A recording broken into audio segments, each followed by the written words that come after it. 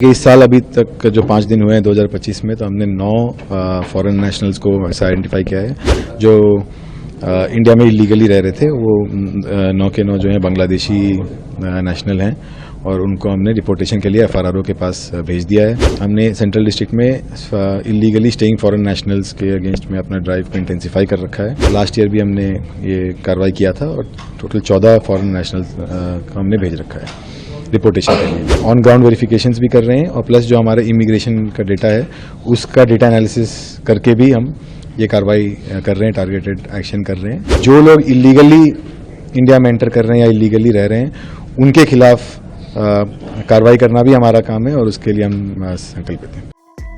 दिल्ली में विधानसभा चुनाव से पहले जिस तरह से फर्जी दस्तावेज की खबरें सामने आई, उसके बाद से अब दिल्ली पुलिस हरकत में आ गई है और अवैध घुसपैठियों पर कार्रवाई की जा रही है। इस मामले पर बात करते हुए डीसीपी सेंट्रल M हर्षवर्धन ने बताया कि हमने मध्य जिले में अवैध रूप से रहने वाले विदेशी नागरिकों के खिलाफ अपना अभियान तेज कर दिया है।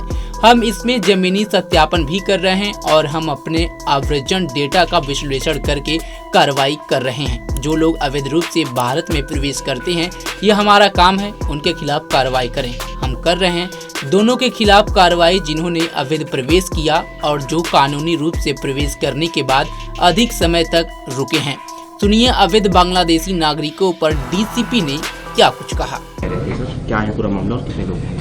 देखिए, इस साल अभी तक जो 5 दिन हुए हैं 2025 में, तो हमने 9 फॉरेन नेशनल्स को ऐसा आइडेंटिफाई किया है जो इंडिया में इलीगली रह रहे थे। वो 9 के 9 जो हैं बांग्लादेशी नेशनल हैं और उनको हमने डिपोर्टेशन के लिए FRRO के पास भेज दिया है।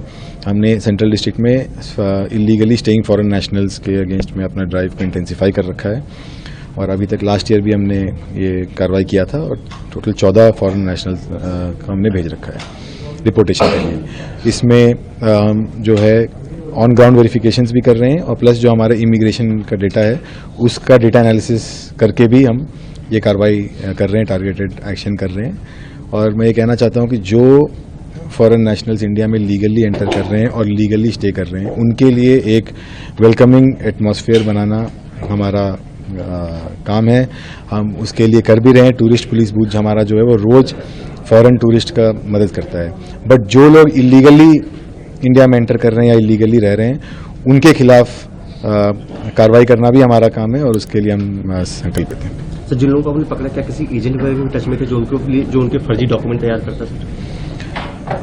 हमारे पास अभी ऐसे कुछ क्लूज हैं, उसमें अभी इन्वेस्टिगेशन चल रहा है। एक केस ऑफ फेक डॉक्यूमेंट भी हमने रजिस्टर किया है, but investigation is at a very initial stage and we are working on it. अभी ये कह पाना से मुश्किल होगा किसने बनाया था? हाँ, अभी वो कह पाना मुश्किल होगा। हार्डली बहुत ही कम टाइम हुआ उस केस का रजिस्टर करके। अब उसमें जैसे इन्वेस्टिगेशन में जो भी आएगा आपको अपडेट करते रहेंगे। जितने लोग पकड़े गए हैं वो सारे डंकी रूट से ही आए थे या कुछ लीगली भी आए? नहीं, इसमें दोनों ही हैं, जो लीगल एंट्री किए हैं और जो लीगली एंटर करके फिर ओवरस्टे कर रहे थे वो भी हैं। ठीक है।